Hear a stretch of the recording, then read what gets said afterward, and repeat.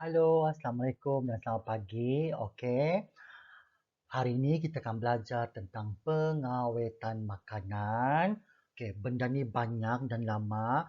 So, kalau kamu rasa secepat, boleh kasih playback atau kamu rasa macam terlampau banyak, boleh pause, rehat dulu, baru sambung balik. Okey? Okey, boleh kalau di rumah, so boleh sediakan minuman kegemaran, boleh sediakan keropok, sambil-sambil dengar, sambil-sambil makan. Okey? Jom kita belajar hari ini tentang pengawetan makanan. Okey, pengawetan makanan. Okey. Okey, pastikan sudah sedia ni buku. So kita mau tulis nota nanti di dalamnya. Okey, ingat jangan tak tulis nota. Okey. Okey, first mau kamu dengar dulu apa yang saya akan ajarlah hari ini. Okey. Kalau kamu rasa mau tanya nanti boleh tanya dalam Telegram jangan malu-malu. Okey. Hari ini kita akan belajar tentang tujuan kenapa kita perlu mengawet makanan, kepentingan pengawet makanan, dan 10 cara mengawet makanan. Okay, ada 10 cara. So, hari ini banyaklah kita mau belajar, okay? Okay, tujuan. Kenapa kita perlu mengawet makanan? Kenapa kita mesti awet makanan? Okay, sebab manusia pada zaman dahulu pandai kumpul makanan, okay? Apabila manusia ni sudah pandai bercocok tanam, sudah pandai memburu, jadi makanan tu banyak lebih. Kalau baik lebih, kalau disimpan, kadang-kala rosak. Jadi manusia berfikir pelbagai cara lah untuk supaya makanan ni kekal segar dan lama. Okey? Untuk pengetahuan kamu, satu kaum tu apabila dia maju, contoh macam Mesir tu kan, macam mana dia boleh bina piramid, boleh bina berbagai bangunan-bangunan dulu, buat patung-patung besar. Sebab gara-gara mereka pandai mengawet makanan. Apabila orang pandai mengawet makanan, makanan banyak, jadi hidup senang. Bayangkan kalau tidak makanan, so kita mau bekerja kan, so kita mau belajar, so kita mau apa tu, ialah membuat inovasi, membuat reka cipta, sebab kurang makanan. Okay? So, manusia dulu fikirkan cara lah untuk mengekalkan kesegaran makanan. Okay. Tujuan pengawetan ialah menghalang atau melambatkan proses hidup mikroorganisma. Ini sebenarnya tujuannya, tujuan pengawetan, iaitu menghalang atau melambatkan proses hidup mikroorganisma. Sebab ada je kalau diawetkan lama-lama dia akan basi juga kan. Okay? Ingatnya, tujuan pengawetan ialah menghalang atau melambatkan proses hidup mikroorganisma. Okey, kepentingan. Kenapa kita perlu mengawet makanan? Okey, sebab pertama itulah kita perlu simpan makanan banyak macam makanan tin apa segala kan. Okey, pertama satu, mengatasi masalah bekalan makanan. Ini tujuan pertama, kepentingan. Ah, sebab contoh kalau macam askar kan ada paket makanan tu. Paket tu dorang macam paket begini kan. Dorang tambah, apa tu dorang simpan. Jadi kalau berperang, dapatlah perlu lagi mau cocok tanam kan. Macam perang dunia pertama dulu, perang dunia pertama, tentu terciptalah makanan dalam tin. Tentera British kah? Apabila tentera British dapat mencipta makanan dalam tin, so mereka menang perang, cukup makan. Okay? Daripada kau bawa roti paun, cepat basi. Okay? Kepentingan kedua, setengah makanan dihasilkan oleh sebuah negara boleh dinikmati negara lain. Okay? Tanpa pengawetan, kemungkinan kita tidak akan dapat merasa buah apple. Buah apple tu kan diimport daripada Australia, New Zealand, South Africa. Jadi dibawa dalam kapal, dapat makan sini. Masih lagi segar, masih lagi fresh. Sebab jauh tau perjalanan daripada negara luar ke Malaysia untuk hantar makanan tu. Okay? Nombor 3, makanan bermusim sedang diperoleh. Contoh macam durian. Sekarang kan musim durian. Jadi, mesti macam company-company yang besar ataupun macam-macam yang jual cucur cempedak tu kan, mereka akan buka buah durian tu, masa buka ambil isinya, simpan dalam kontainer, tutup, simpan dalam apa tu peti sejuk yang dingin. Nanti kalau lapar, kalau mau makan durian, buka makan je lah. Baru ni kita mau tunggu ala musim durian, tunggu-tunggu. Senang kita mau cari buah-buahan atau makanan yang bermusim. Okay. Yang keempat, senang disimpan dan mudah diangkut. Makanan yang apa tu pengawetan ni mudahkan manusia untuk senanglah bawa makanan ni ke mana saja, ke angkasa macam ni kan. Diorang pakai nama makanan tu MRE, Meal Ready to Eat. Kalau macam askar kan MRE. Kalau camping dulu masa ada Cikgu Roslina Yahya ingat, kita kena bagi tu makanan dalam paket tu kita makan. Maksudnya makanan paket tu buka tinggal makan je. Okay? Itulah kepentingannya. Itu saja 4 kepentingan tadi tu. Okey. Okey, sekarang kaedah pengawetan makanan. Kaedah. Macam mana cara-cara kita mengawet makanan? Tentu kepentingan. Sekarang kaedahnya. Ternyata ada 10 kaedah ni. Ada 10 kaedah. Okay. Kaedah pertama paling senang, pendidihan. Didih, telur, telur, didih. Okay. Kenapa pendidihan? Okay. Cara caranya, panaskan makanan pada suhu yang tinggi. Suhu didih berapa? Ada 100 kan? 100 Celsius. 100 Celsius ni confirm semua mikroorganisma mati. Okay. Confirm semua mati. Okay. So, ini salah satu cara pengawetan lah, pendidihan. Contoh telur rebus. Kan telur rebus, kalau kamu jalan jauh ataupun mau bagi kenduri kendara, kan kamu bagi telur hidup kan. So lah mudah pecah. Jadi telur rebus ni, rebus di rumah, serang terus makan. Okay? Pendidihan. Cara kedua, penjerokan. Ni paling best. Kalau ada musim mangga tahun ni, kita buat. Okay? Tapi kamu bawalah mangga di rumah. Cuma sponsor apa? Gula dan air je kot. Okey, penjerokan ni macam mana caranya? Merendamkan makanan di dalam larutan gula dan garam. Maksudnya makanan tu direndam dalam larutan air gula dan garam yang pekat. Tahu pekat? Bukannya setakat 2 sudu gula. Mungkin banyaklah supaya rasa tu pekat. Okey. Penjerokan ni akan menyebabkan, tidak sesuai pada mikroorganisma lah sebab keasitan dan kepekatan gula yang tinggi menyebabkan mikroorganisma tidak boleh hidup. Okey, so itu penjerokan. Contoh macam jeruk mangga, jeruk apa lagi? Jeruk papaya, jeruk bawang, pickle. Yang dalam ini pickle. Kalau pickle ni timun. Okey, kalau makan McDonald punya burger ada tu. Okey. Yang kedua. Ketiga, pembukusan vacuum. Ni nampak ni mesin ni. Pembukusan vacuum, proses mengeluarkan ke semua udara daripada bekas atau pembungkus makanan. Dia sedut semua udara tu, dia sedut. Okey. Oleh kerana dia sedut, jadi mikroorganisma tidak boleh hidup lah sebab tidak ada udara. Okay. Contoh-contoh makanan ni yang paling famous, sausage. Tengok sausage. Dia melekatkan dia punya packaging tu, paketnya tu. Sausage, kacang, cendawan. Pergi pasar banyak tu yang mereka lekat lah tu guna pembungkusan vacuum. Sedut. Okay, nombor 3. Cara keempat, pengeringan. Ni di kampung-kampung, patau-patau selalu buat ni kan. Pengeringan. Okay, pengeringan. Ketidakan air menyebabkan mati tidak aktif. Kaedah mengeluarkan atau menyingkirkan kebanyakan air daripada makanan. Ambil ikan, belah dua, kasih bersih, ampai. Tapi seluruhnya kita tak garam lagi kan. Tujuannya supaya air tu dikeluarkan. Jadi bila air keluar, mikroorganisma mana boleh hidup tanpa air. So dia akan matilah. Okay? Boleh? Itu maksudnya. Pengeringan. Pakai cahaya matahari. Pakai lampu pun boleh. Tapi yang penting air tu, yang penting makanan tu diampai. Contoh makanan, ikan masin, sotong, obor-obor. Okay? Nombor 5, ni setiap rumah ada. Icebox, peti sejuk.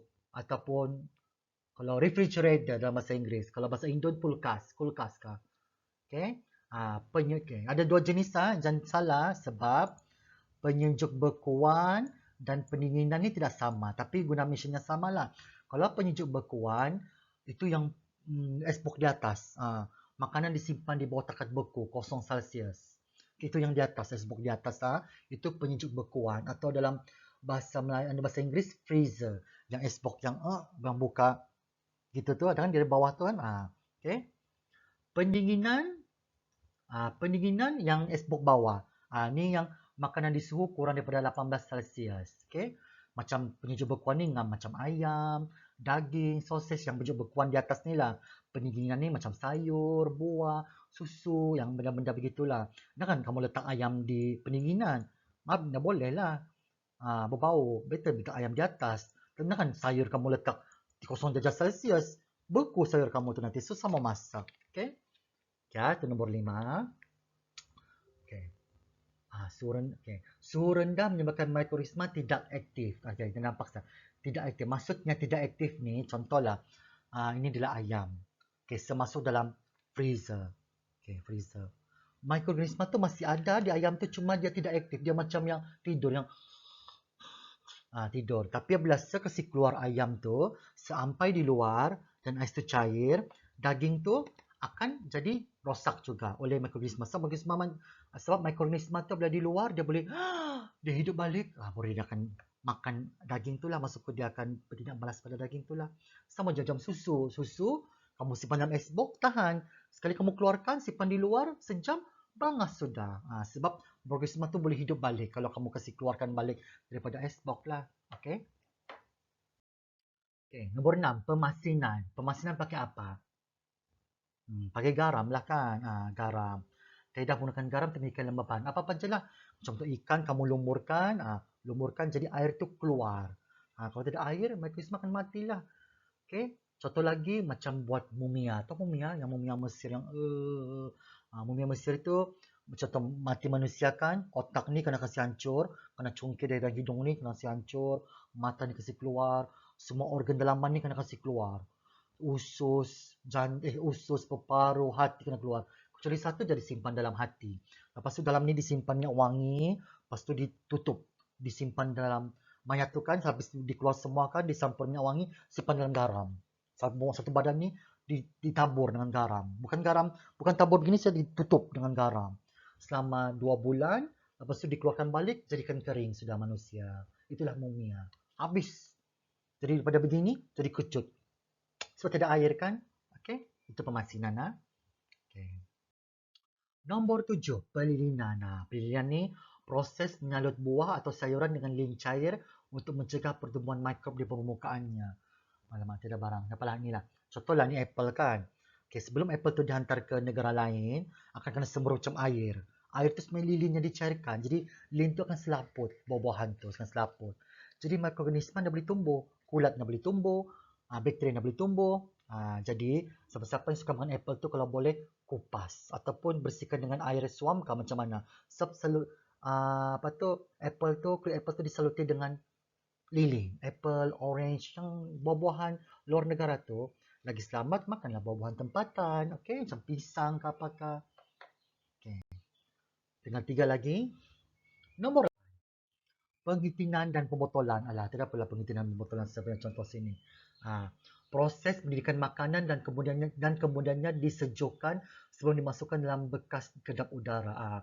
Makanan tu, contoh makanan ikan dididihkan, apabila dididih, lepas tu terus disejukkan dan disimpan dalam bekas tutup dalam kedap udara. Okey, benda ni sudah saya ceritakan, benda ni dicipta time Perang Dunia Pertama. Time itulah makanan tu diciptalah. Okey. Mikrob dibunuh semasa proses pendidihan. Dalam proses pendidihan ni, mikroorganisma sudah mati. Apabila mati, diorang sejukkan, diorang terus tutup dalam kedap udara. So, tidak ada benda boleh masuklah ke dalam makanan tu. Okey.